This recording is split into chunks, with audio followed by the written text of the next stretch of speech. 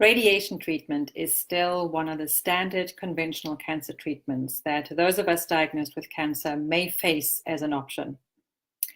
It sometimes doesn't evoke the same fear as chemotherapy does, and that's a little bit misleading. So let me delve into that, give you a little bit of an overview of what radiation therapy actually does or aims to achieve, and what we can do to get ourselves ready for it.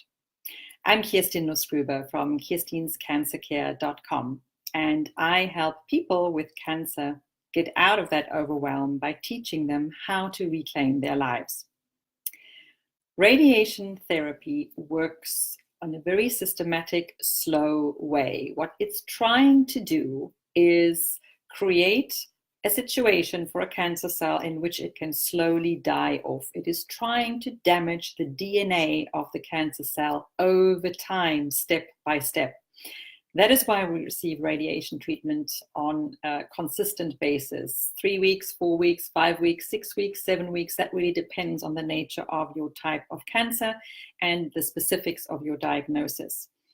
If we were to receive the type or the dosage of radiation therapy that would ensure immediate cancer cell die-off, we would probably not be around for that either. And that's why these dosages need to be worked out and mapped out by your radiation oncologist. And it depends, your body type plays a role in this as well. The type of health that you are undergoing right now plays an important role as well. How much can you tolerate? Radiation therapy, while it may not evoke the same kind of debilitating side effects that chemotherapy can, although that depends on where you're receiving radiation therapy, whether it is in any kind of vital organ space that affects other organs surrounding it. And that's really the key here, is the damage that we receive from radiation therapy can last, because it damages the connective tissue to a degree that isn't really repairable. So what can we do to ready ourselves for this? It is still, in some cancers, a very effective tool, although it is still also a very toxic tool. And there are a couple of things that we can do. So let's get back to the crux of radiation therapy. It's trying to induce damage to the DNA. It is creating this by form of inflammation and by form of a free radical environment.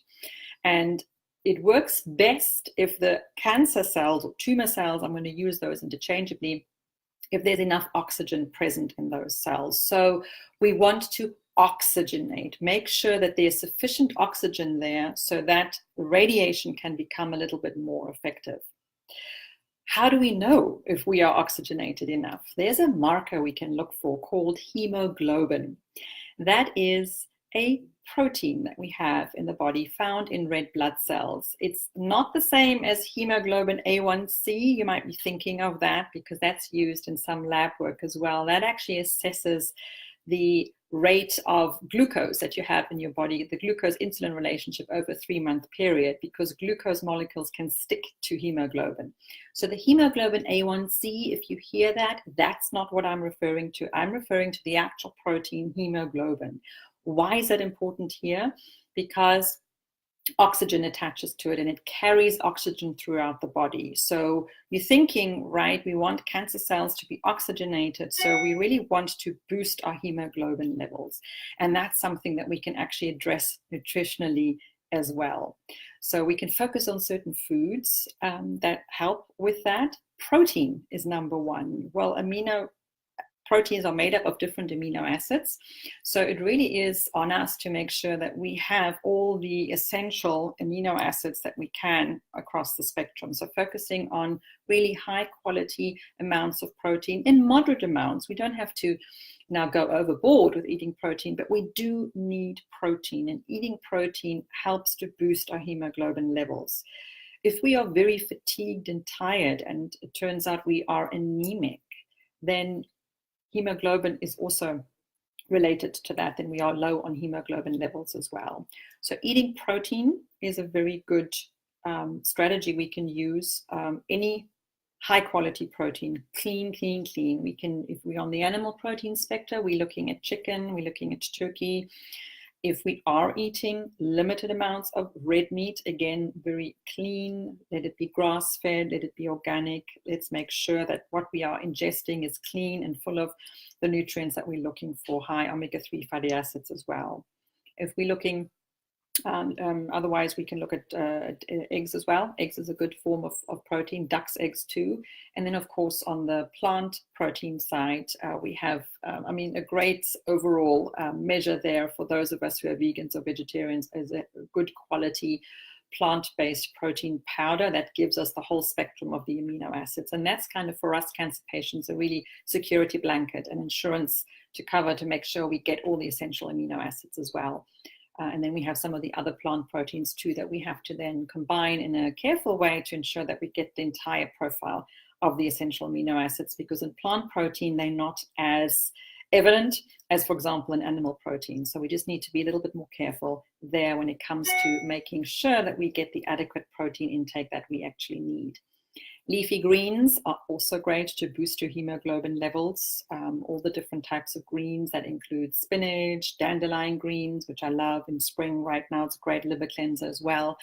Kale, bok choy, Swiss chard, get a variety there. Go to the farmers markets when the fresh produce is out there, because you're going to get varieties that you don't necessarily find in your supermarkets. And that's what we want, just different varieties. When you see kale in the supermarkets, different colors of kale, get a different bunch each time you go shopping to ensure that you just get this wide spectrum of all the different nutrients in there. Boost your hemoglobin levels as well. In the more starchy root vegetables, which we are careful of in a cancer fighting diet, we want to be low carb. However, red beets are really very important. The color red shows it already. Red, like it's that red like blood, boosts your hemoglobin levels. So include red beets on a regular basis. You can eat them raw, you can grate them, although you do need to wear gloves, they do need to stain, or roast them. I prefer to roast them whole. That's very easy to do, and then peel them afterwards. And I usually do 3, 4, 5, 6 at a time.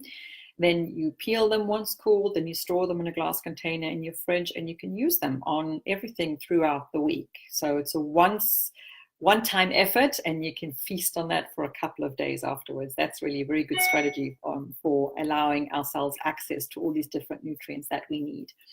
Pumpkin seeds are great too for boosting hemoglobin levels. So oxygenate, think oxygenate. We need to oxygenate ourselves to make radiation treatment more effective. Coupled with oxygenation is circulate, improve your circulation. We want our blood to flow, our lymph fluids to flow. How can we do that? Well, there is a lab marker here too.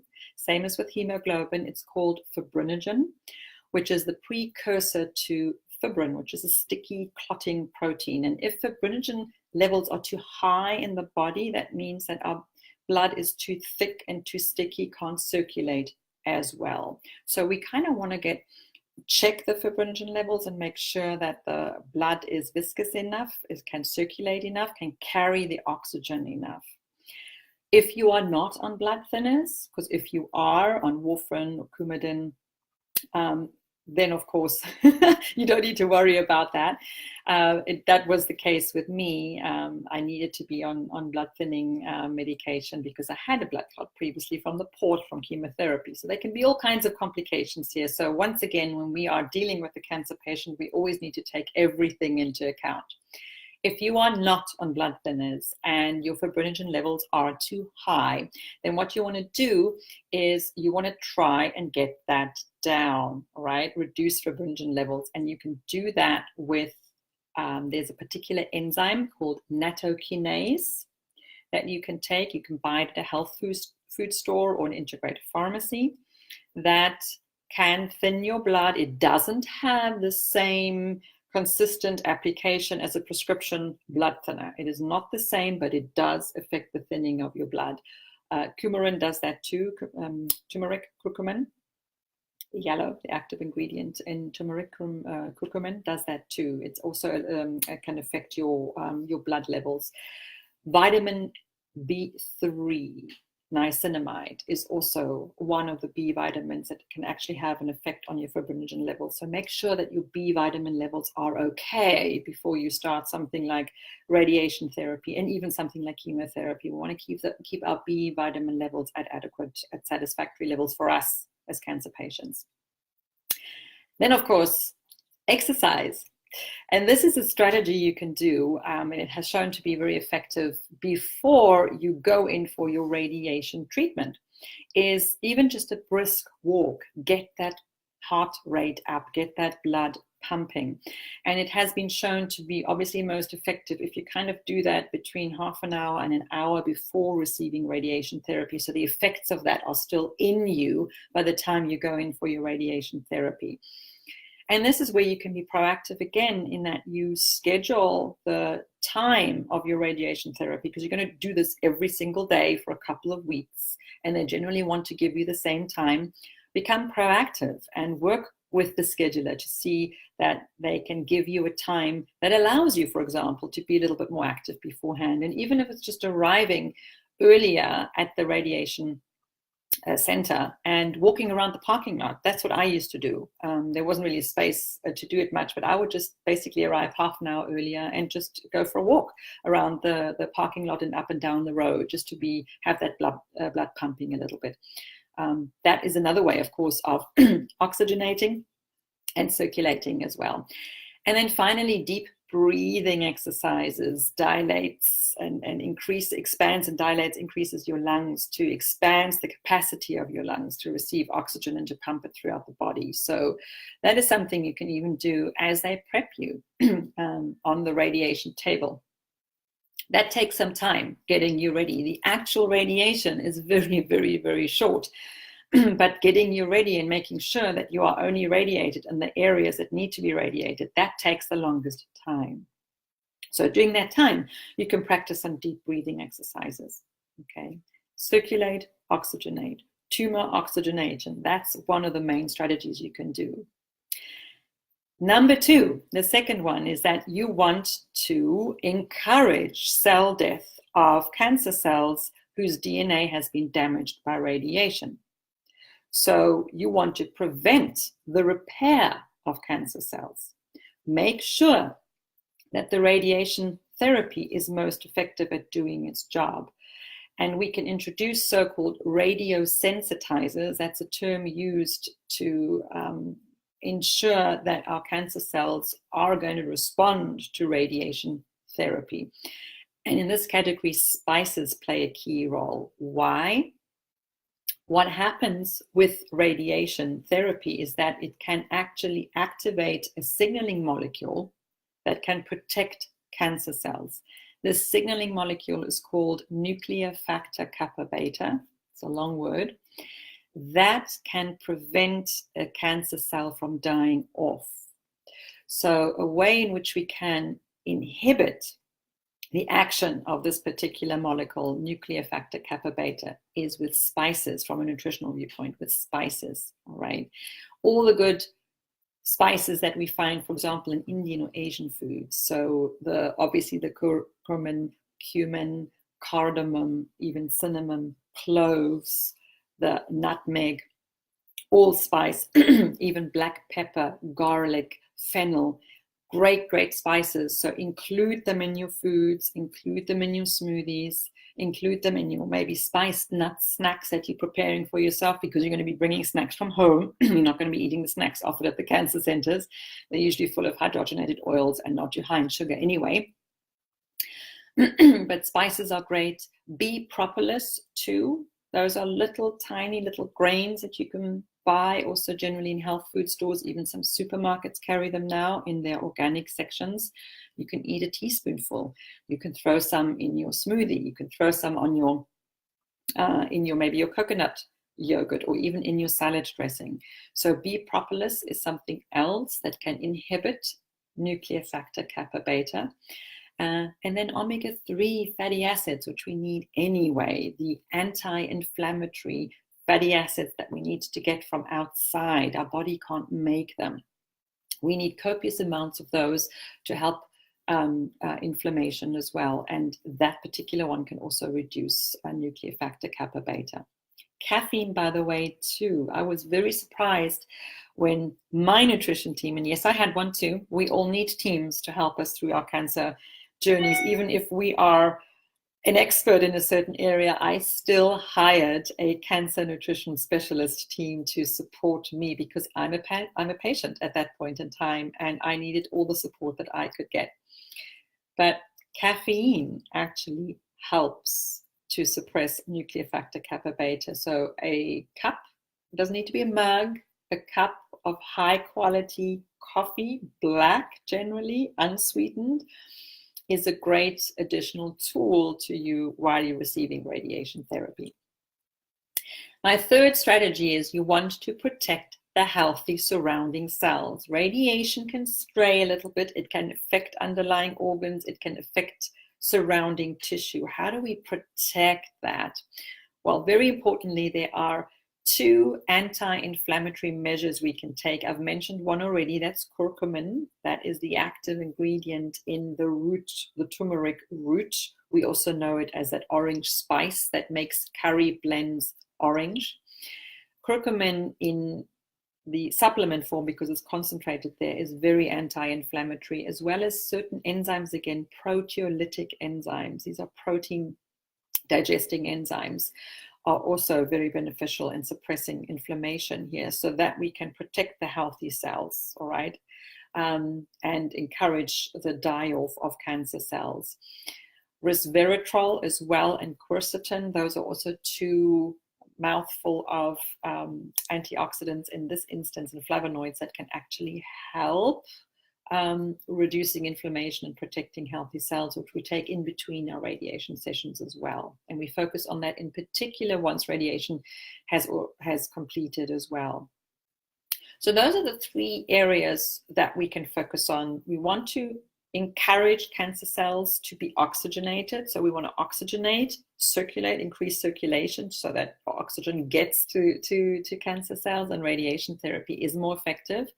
We want to prevent the repair of damaged cancer cells. We actually want to encourage them to die off so that the next time you get a radiation dose, those damaged cancer cells can actually die off. And we want to protect the surrounding cells as well. Are there certain things that you need to avoid during radiation therapy? Yes, we don't want to focus on certain antioxidant measures because we're creating a free radical environment. The radiation therapy needs to actually have that environment, and we don't want to counteract that. And how do we do that? Well, there are certain antioxidants we want to stay away from. One of them is high-dose vitamin C, both orally as well as in the infusion. During radiation therapy, that's not advisable because then we're counteracting the effects of radiation therapy. And there are certain antioxidants that the body can actually make. They're called endogenous antioxidants. They come from inside. We can take them in supplement form, but the body can make them too. Those supplements we want to avoid during radiation therapy. One of them is glutathione, or its precursor NAC, N-acetylcysteine. We don't want to take them during radiation therapy, as well as ALA, alpha lipoic acid is another one. Coenzyme Q10 as well. We want to stay away from them. We just don't want to counteract the effects of radiation therapy. We want to create a free radical environment so that cancer cells can become damaged and actually die off, commit cell suicide called apoptosis. So another word on glutathione, because glutathione, you'll hear that a lot, and glutathione is a base foundational antioxidant for our body, for our liver. It plays a very, very important role in helping our liver to detoxify. And I've just said, don't take this in a supplement form or in its precursor form, NAC, N-acetylcysteine, while going through radiotherapy. Whey protein is in fact able to boost your glutathione levels, and some studies have shown that it can actually sensitize cancer cells to the effects of radiation therapy while protecting the surrounding healthy cells. So whey protein powder is acceptable while you're going through radiation therapy. I have a lot of clients ask me that as well, and in this instance, that's okay. Just don't want to see you on high dose supplements of glutathione at this time. After that, yes, we need to assess your inflammation. And one good lab marker for that is the C-reactive protein, CRP. That tests your cellular inflammation, and that will be elevated after radiation therapy. And there's a lot of nutritional approaches that we can actually then employ to try and get that marker down and try and quell some of that inflammation that was caused by radiation therapy. All right. So that's when working with a nutritionist is very beneficial for you, because we can really target that particular stage. And this is what we do through helping you throughout your treatment stages. There are certain very specific stages, like the pre-treatment stage, the treatment stage, and the post-treatment stage, where we have slightly different protocols, and we can really support you and support everything else around you that is still healthy to get back on its feet. That's what I do at Kirstin'sCancerCare.com. That is my website, Kirstin'sCancerCare.com. Have a look around there. I share blogs. I have recipes there. I also let you know how you can work with me. We can do private coaching. There's also a program that you can self-guide your way through called First Steps to Take Control of Your Cancer Care. But in any case, I'd love to hear from you. I'd love to support you through your journey. I have myself done this. Like I said, I employed a team myself. It is indeed possible, but just doing conventional treatments on their own is not enough anymore these days. We have to ensure that we support the body. We need to understand the different hallmarks of cancer, what caused it in the first place, and also how the conventional treatments can actually create an environment that can cause cancer recurrences. We want to avoid that, and there's lots we can do. We do not need to be passive and waiting for that moment to happen and just relying on the follow-up screens. We can do so much more. So I hope to see you there. I offer a free assessment call to see if we're a good fit and if cancer coaching is for you. So go onto my website, Kirstin'sCancerCare.com, and you'll be able to schedule your free assessment call there. Take care for now.